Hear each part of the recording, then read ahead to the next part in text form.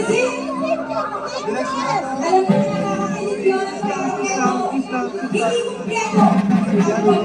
Hindi kumpleto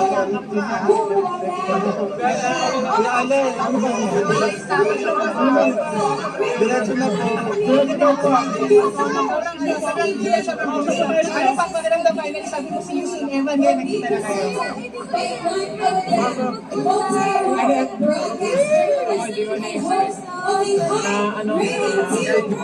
Hindi ko alam pa nung tawag ko. Pero na text ako sa kanya. Pag naiulit mo yung crush mo, ano masasabi mo? Ano, nai-crush mo sa tatlo.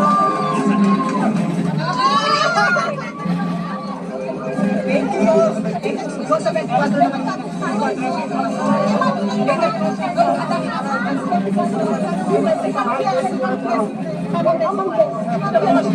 Go.